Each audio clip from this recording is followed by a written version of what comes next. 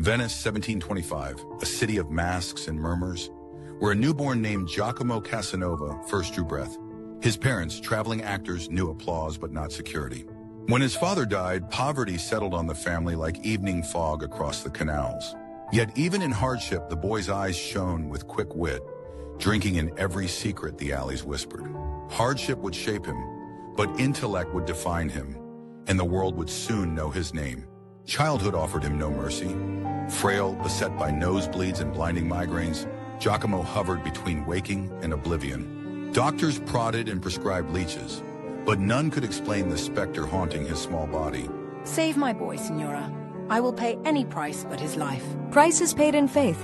Bring him to the island and let the lagoon rewrite his fate. On a wind-whipped night, they slipped across the water. In the hush of reeds and salt, potions simmered and stories were spun. Weeks later, the child stepped into dawn renewed. From that hour, Casanova believed in mysteries born by women and water alike.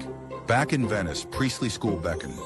But Giacomo's restless mind already chased horizons no catechism could chart. At Padua, he devoured law, philosophy, even astronomy. Yet every answer only birthed another question. Madam, the only lesson worth learning is the one not found in books. He sought teachers among card sharps and alchemists, mastering trickery and rhetoric with equal ease. Venice, city of masks, rewarded cunning, and no mask fit more snugly than curiosity disguised as faith. Printed before dawn, truth hides best in plain sight. Soon inquisitors traced the ink back to the audacious student whose pen danced too near heresy. Peril only sharpened his appetite. Every secret uncovered, every rule defied, pulled him nearer to greatness and toward the darkest cell in Venice. In 1755, Giacomo's daring quill at last outran his luck. Guards seized him on St. Mark's Square amid a swirl of gossip and fear. Beneath the lead roofs of the Piombi, silence was a weight heavier than chains. With a Bible class for a chisel and bed wires for rungs, he began composing his masterpiece, Escape.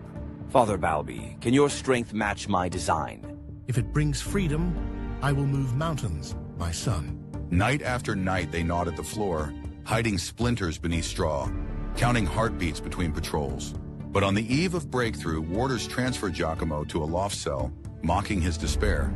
Then we climb, not crawl. Upwards lies dawn.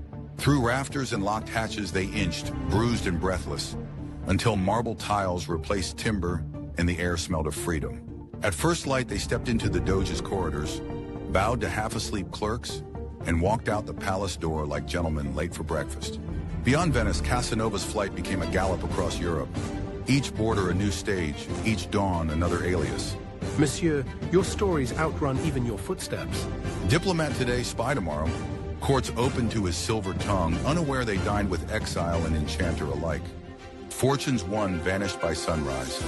Lost simply another story to spend. At last a librarian, guardian of words yet restless still, he began to bottle his life in ink. 12 volumes, countless masks, each page a mirror, each line a dare to live bolder. Centuries on, the name still rustles with scandal, yet the greater tale endures. A life unchained by fear, forever escaping into the next impossible adventure. Because the greatest seduction is possibility itself. And now, traveler of stories, where will possibility carry you next? At Padua, he devoured law, philosophy, even astronomy. Yet every answer birthed another question.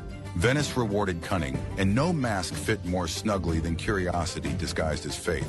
By night, his pen danced too near heresy, the pamphlet ink still wet as shadows lengthened. Casanova closed his own tale at last, yet its pages still whisper across the centuries. For stories live on wherever daring hearts open the next blank page.